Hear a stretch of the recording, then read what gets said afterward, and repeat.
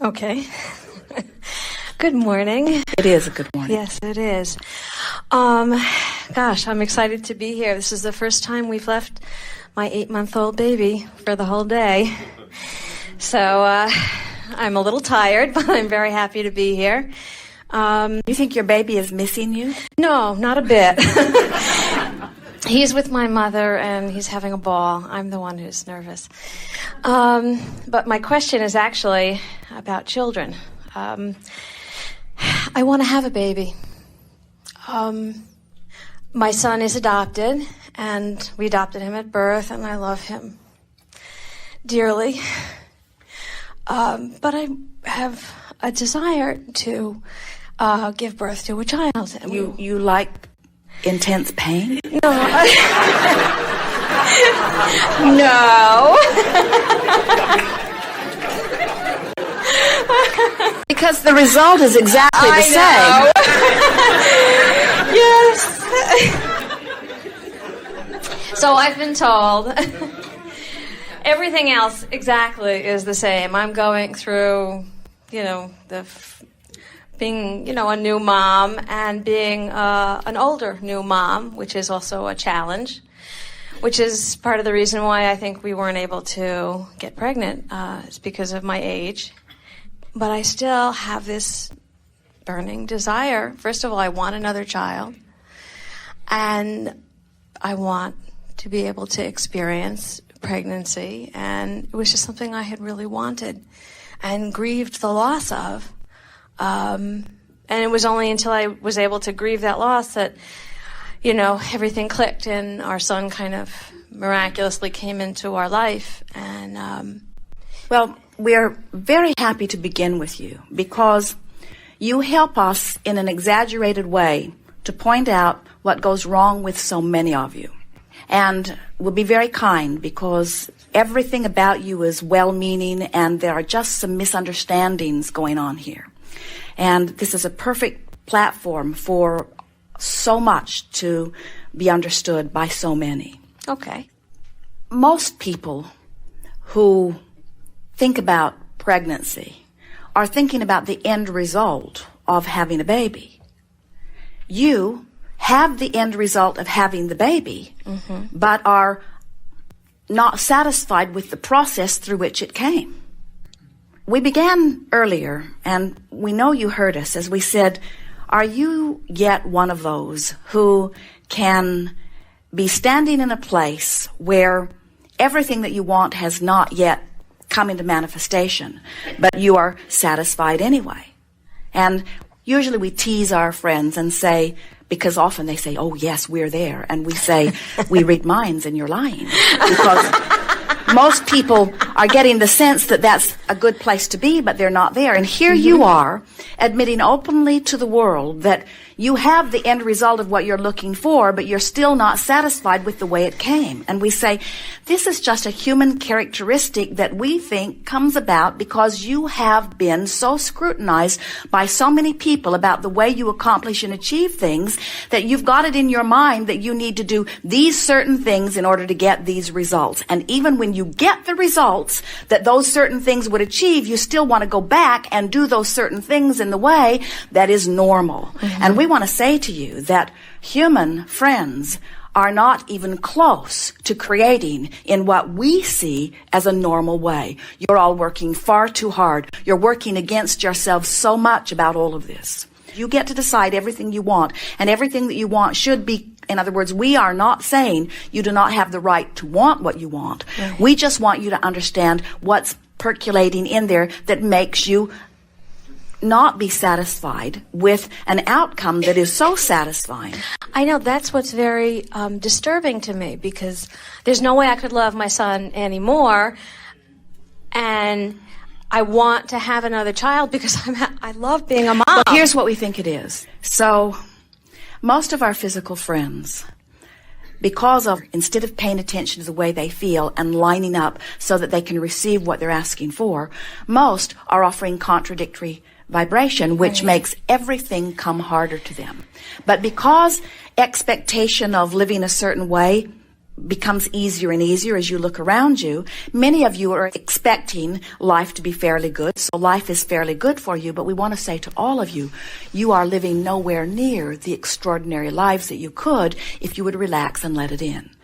But there is a big reason that so many of you do not relax and let it in. Somebody outside of you who needed some sort of behavior from you has convinced you that it takes struggle and pain and hard work in order to achieve anything. And so you have come as a mass consciousness, and certainly as individuals, and we can feel it powerfully with you here. You have come to the wrong belief that I must work hard in order to achieve things that are worthwhile. And if I don't, then I have not really earned this thing that has come to me. You don't want to inherit. Well, you think you do. You want to inherit. You want to inherit your fortune. When you don't have a fortune, you think you want to inherit it. And yet you are offering vibrations, most of you, all day, every day, that keep you from letting the good stuff in with ease. You literally train yourself to need to work hard at things. We agree with you. We believe that you love this baby as if you had given birth. We do not feel any disharmony in that statement and in the vibration that we feel from you. But we don't think you've earned this baby. In other words, you're teaching each other that you have to work hard and suffer in order to get anything that's worthwhile. You are. That is what is at the heart of all of this. What else could it possibly be? You have this magnificent baby. What else could it possibly be?